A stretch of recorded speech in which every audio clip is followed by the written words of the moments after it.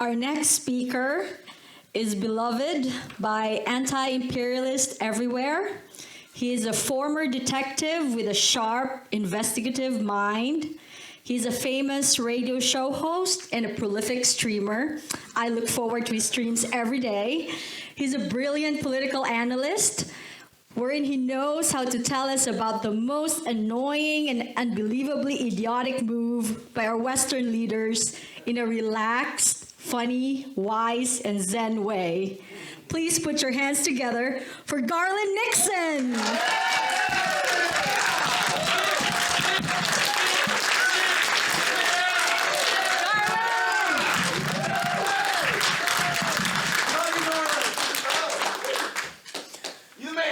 Thank you. For most people know I've never claimed a particular ideology. I'll say I'm a lefty, but here I often refer to a person that I learned so much from, my mentor. You might have heard of him, Paul Robeson Jr. So I kind of let you know the kind of direction I'm leaning. I'm just saying. Never claimed anything similar to Paul Robeson. But at any rate, misinformation is really an important thing to talk about now. For this reason, you have to understand what misinformation is in our society today. You have to have a definition. Anything you start with, if you're writing a law, whatever, you must start with definitions, right? And I believe that many people in our society are confused about this issue because they don't understand the current definition of misinformation. I'll tell you what I think it is. The bottom line is, how do you view reality? What is reality? You can have the philosophical discussion of reality. Is it what you believe? Is it what you can touch, etc.? And we have a technocratic group of the neocons, the technocrats, and to them, reality is based on a consensus. We get a bunch of people together, we come up with a narrative, whatever it is, we get a consensus of the people in our group, and we say, boom, that's our reality. It is a consensus-based reality. It's not based on what's true, false, whether you can touch it, whether you believe it. We come up with a consensus that works for whatever it is we want to accomplish. Misinformation, disinformation is anything that disproves the consensus. And that's what confuses people, because we think misinformation or disinformation is related to truth. Is it true? Is it false? Is it provable? Is it all these kinds of things we think about? And so we get confused when they say, well, that's misinformation. And we're like, well, that's true. And then they come up with terms, malinformation, misinformation. And then they've got the definitions for all of them.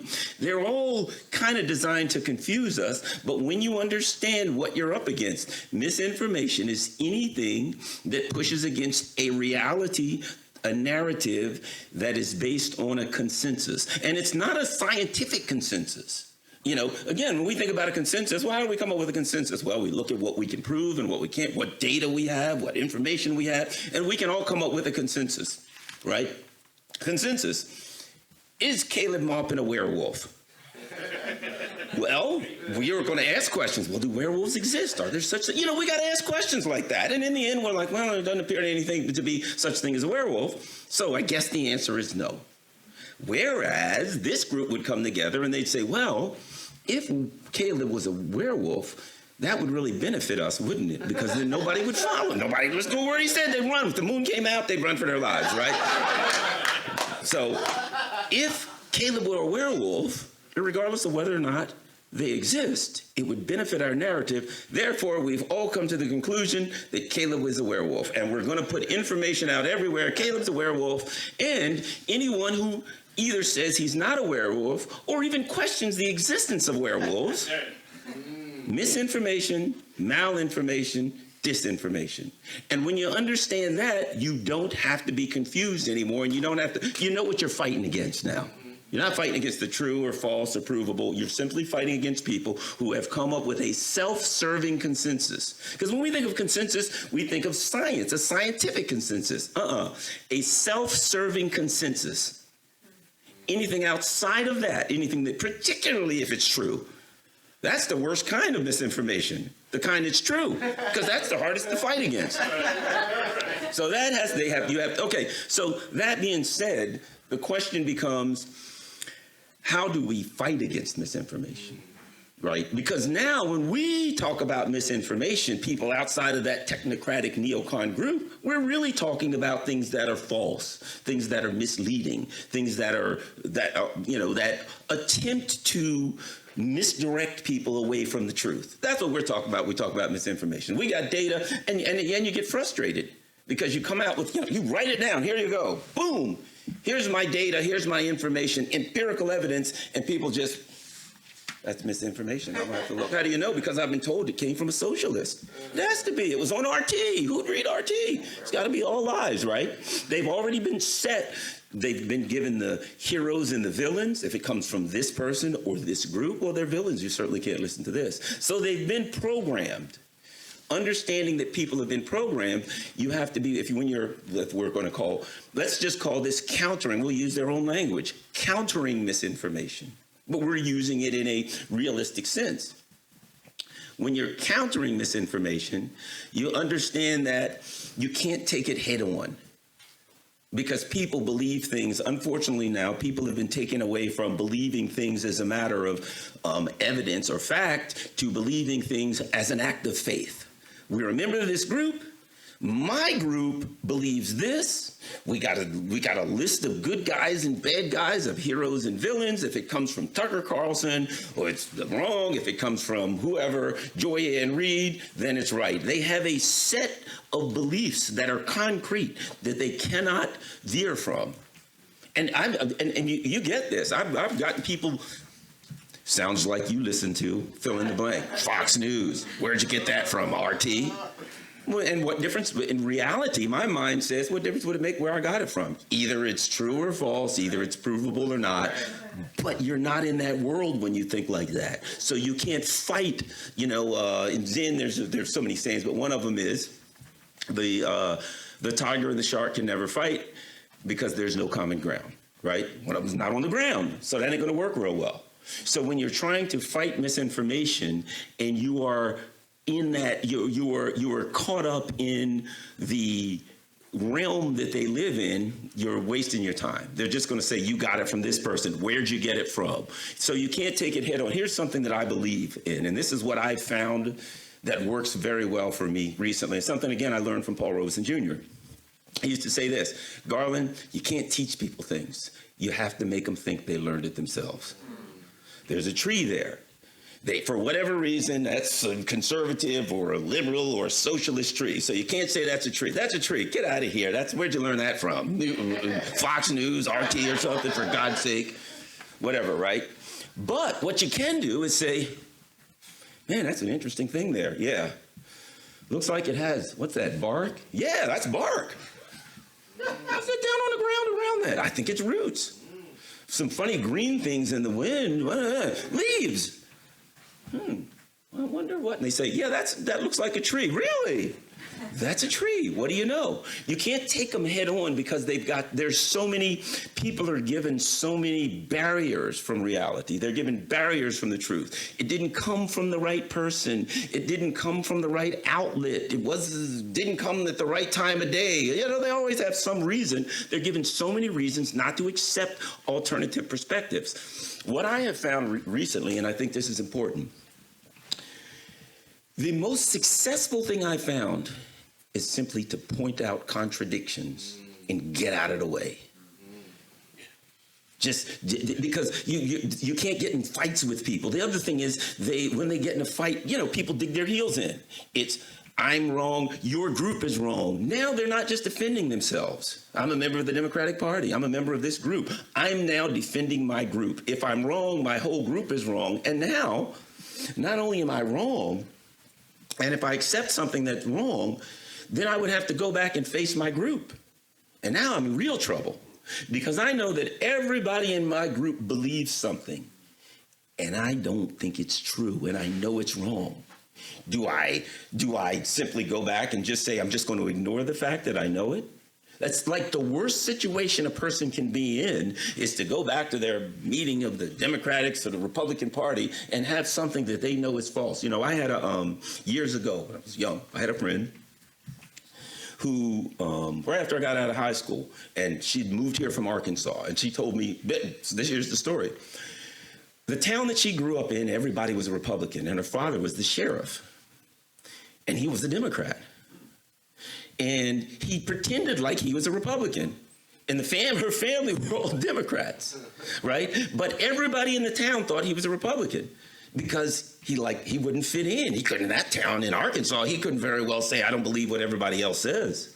And that's the dilemma that people have. Part of it is the information that they're taking in. The other part of it is the reality that they have social circles, that they don't want to go back to their friends and be ostracized because they say, well, you know, I listened to a bunch of socialists and they said, you know, it's probably better off if maybe the government looks out for the people every now and then. Get out of here. What's wrong with you? You're crazy. And now they've lost their friends. They've lost their relationships. People are horrified of that. They'd rather be lied to. What they really would prefer is that they don't know. And when you come to them and you present things to them and you do it forcefully and you do it assertively, it's because you have passion and you believe in it. Well, you ever notice this? It just makes them madder. Yeah. You're like, well, what about this? And boy, if it's something that really makes sense and is absolutely true, then they are infuriated. How dare you? You know, the worst thing you could do is give somebody the truth. They don't want it. So what I found, going back again to so many things I learned from Paul Robeson Jr., was the best thing to do. Here's what I've been doing. I did a show last night. Marie, my dear friend, sitting right there, and she listened to WPFW. Some people listen to it. And I listened to the news about Biden's protecting our soldiers. You know, he's bombed somewhere in Syria because he's got to protect our soldiers, you know, and everybody's like, wow, yeah, protect our soldiers. That's a good thing. So I went on and I thought, I'm going to point out some issues here. I'm not going to say he's wrong. How dare you protect our shoulders? Or maybe you should, or maybe you shouldn't. Let me just throw some things out here. How come nobody asked why our soldiers are there? Yeah. And then I said, well, look, and I didn't say I'm going to prove that they shouldn't be there. I said, let me read an article to you from Reuters, from whatever, blah, blah, blah, where Donald Trump said, we're there to protect the oil. We like the oil. We're keeping the oil, right? Yeah. You know, and I didn't take a position. This is wrong, right? We shouldn't be there. Blah blah. I said, here's a piece of information. What do you think about that? You know, and that's the show. That's the show I did. You know, here's something where you know, whatever, a member of Congress introduced a bill and said, let me read the bill to you, and it said we should not be illegally occupying Syria. Then. And I'm like, that's a member of Congress. So I introduced tidbits of information. In fact, I didn't run head on into somebody and say we should, we shouldn't. Here's an interesting fact. You know, to me, the brain is kind of like a pair of biker shorts. A pair of biker shorts, they're kind of tight. They fit real tight, right? And if you start gaining a few pounds and they stretch and stretch and stretch, and after a while, if they stretch but so big, even if you lose the weight, the biker shorts will never come back to where they were before. And if you give people certain pieces of information, no matter how hard they try, they can't lose those pieces of information. And when somebody says something to them later about, yeah, we blah, blah, blah in Syria, in the back of their mind is, oh, yeah, that's an illegal occupation. We're not supposed to be there. And it was in Reuters and the Washington Post and the New York Times. So a lot of times when you give people, when you're fighting disinformation, when you give people solid pieces of information, not too complicated too, you want something hard-hitting and very simple that they can't forget no matter how hard they try. No matter, they can say, I hate you, I'm not listening to you, and they walk away. And afterwards, the real reason they're mad at you is not because you came after them and you made them mad. It's because you gave them something, you know, kind of like something sticking to your shoe. You just can't get rid of it. That's great.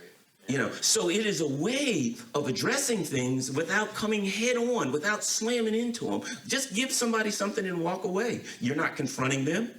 I went on about Syria, and then I demonstrated some contradictions, a very important word. We use the word hypocrisy, which is a great word to use amongst us, right? And we know it's clearly hypocrisy, but at the foundation of the term hypocrisy is always a contradiction. So when you are trying to, because what I'm talking about is talking to people who you disagree with, maybe don't want to hear what you have to say, right? With them, well, amongst us, we can use the word hypocrisy all day, but with them, you can't, because again, it's confrontational. They'll push back. Hey, are you calling me a hypocrite, or the people that I believe in a bunch of hypocrites? How dare you, right? Instead, a contradiction is something that's kind of benign. Well, isn't this kind of odd, huh? Here's some fact and here's a fact. They don't seem to match up. I wonder why. You can ask them, I wonder why. Isn't this weird, right? So in doing that on my show last night, a couple of things. Wow, it's clearly demonstrated through several different articles that the United States is illegally occupying Syria, right? We're there. What about the territorial integrity? Then I read a statement by Joe Biden that talked about respecting the sovereignty and territorial integrity of Ukraine. And of course, I did kind of throw in, I said, now we did kind of overthrow the government and put in a puppet government, but no, that's not important right now. I just kind of slipped that one in. Every now and then you throw an elbow, slip that one in. Like, it's kind of like I used to play basketball a lot. Every now and then when the ref ain't looking, you hit the guy with an elbow, and then if he pushes you back and the ref throws that throws him out for, But at any rate, but my point is, but I did mention, we did overthrow the government and what have you. Just kind of slipped that in there. But the point being that, well, there's a contradiction. Clearly, based on what I just read in the Washington Post, in the New York Times, in Reuters, and on and on and on, based on what I just gave you, we are illegal. And by the way, I read something else. As soon as Joe Biden was elected, I read an article, and that was from Newsweek, I believe, and it said, the first thing that the Syrian government has said to the Joe Biden is, we'd like you to leave and stop stealing our oil. And then I read a recent comment by the Chinese government. You need to leave and stop stealing our oil. And of course, then I have to add again, Donald Trump. We're staying in Syria. We're taking the oil. So I have not gone after anybody, but I've driven home a point. We're there. We're taking their oil. They've asked us to leave. The Chinese has asked us to leave, and we're there. If you're listening to that show, you now realize we're there, and we got no right to be there, and we're taking their oil. That point is done. There's nothing. Tucker Carlson can't come into the conversation. RT, none of it. That's there. And then I go to Ukraine. Independence, sovereignty. There's a contradiction there. Then I bring up, I got another article, and I'm doing this to show you just kind of the technique I use. Got another article here. I read this article. The United States says that if the Solomon Islands decide to allow a base from China, we won't rule out military action. Again, we have a contradiction, don't we? We've drawn a red line around the Solomon Islands, 7,341 miles from the shores of the United States. So I'm adding things in here. Well, that's interesting. So we can pump weapons into Ukraine on Russia's border. We can pump weapons into China, which is literally inside of China. But the Solomon Islands, we're saying to them, if you allow a base built, we'll kill you.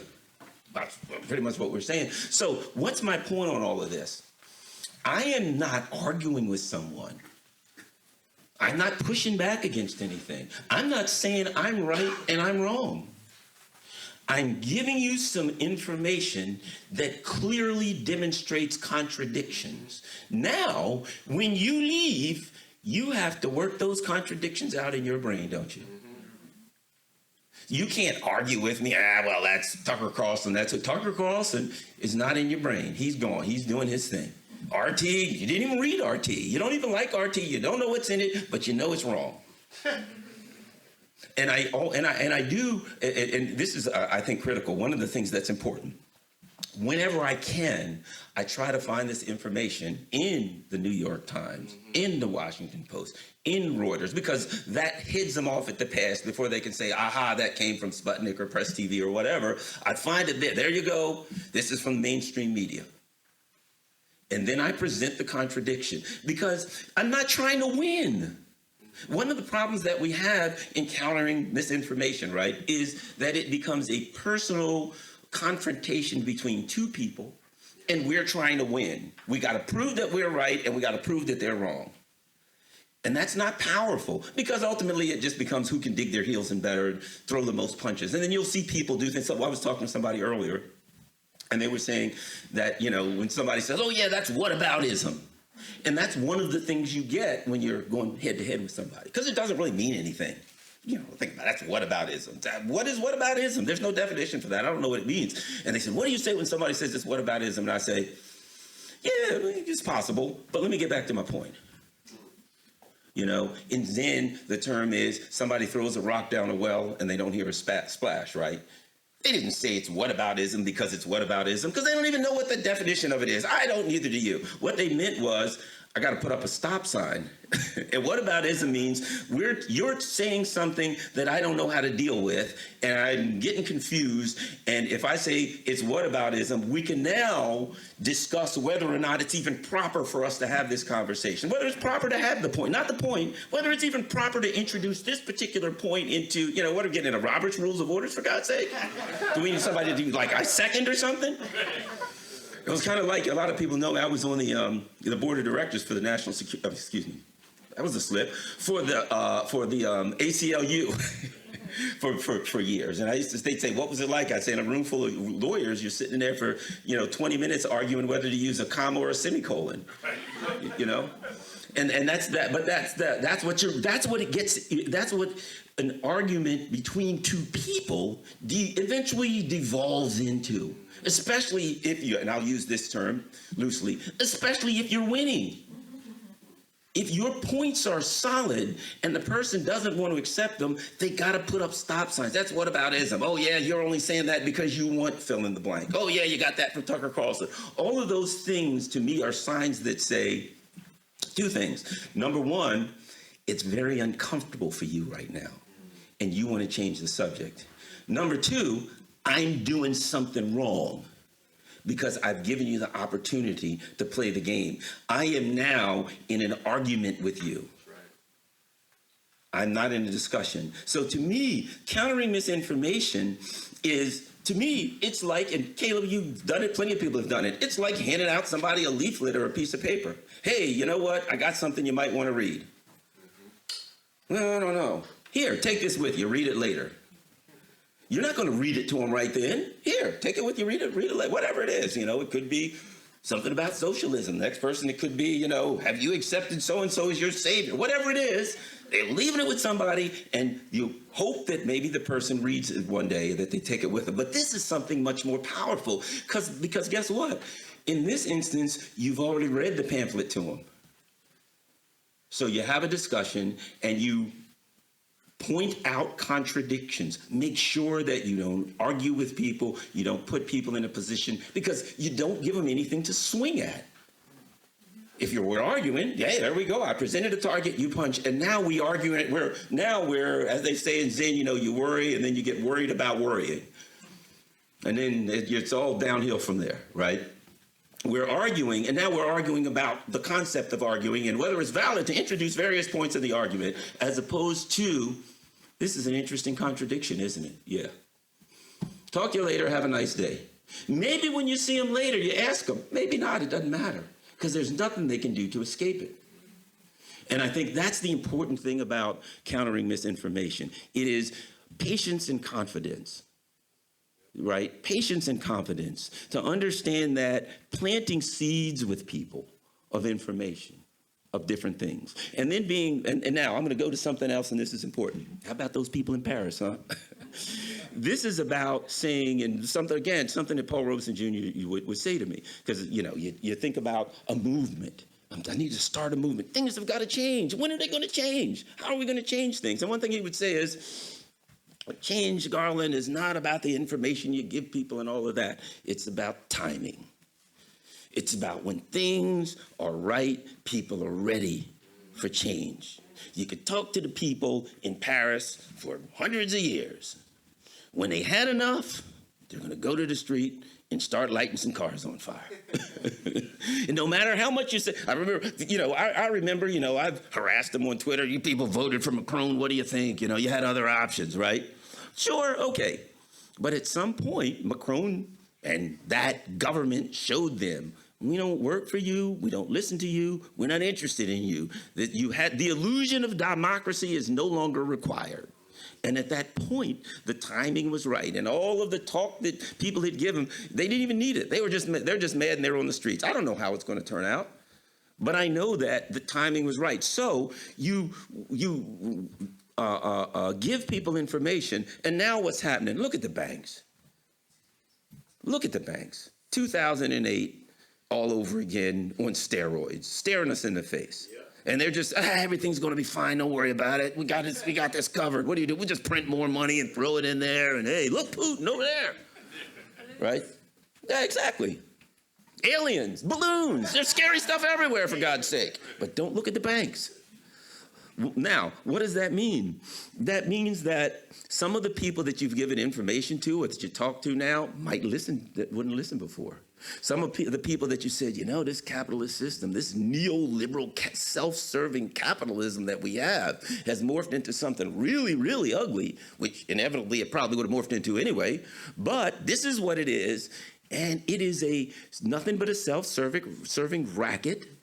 And we have a system that does nothing but extracts money from the working class and the poor and gives it to the billionaires. Nah, get out of here, you stinking stupid socialist. I don't know, I'm gonna listen to you. And now they're screaming it at you. But they remember that you said there's something wrong with this system. But no matter how many times you told them, when they're sitting out there at the cafe, they're drinking their wine, they're getting in their nice little cars, they're shopping, buying their clothes, they're saving up so they can buy their Rolex. Because eventually they got to have their Rolex. They save after a couple of years. Now they got a shiny watch to show off with people. And they've all the things they're thinking about they can do to look like they're part of the upper class, to feel like they're part of the upper class. Right? They're doing all of this stuff, and they really believe that things are going to work out well for them. And they wake up one day, and they realize you told them what this system was going to do eventually, and now it's doing it. The time is right. So that also is part of what I was talking about, is having the confidence and patience to say to people, here's a contradiction. Boom, boom. Look at that. That's a bunch of foolishness. Okay. And walk away and leave. Because sooner or later, if you are right, if you really believe you're right, reality is going to teach them.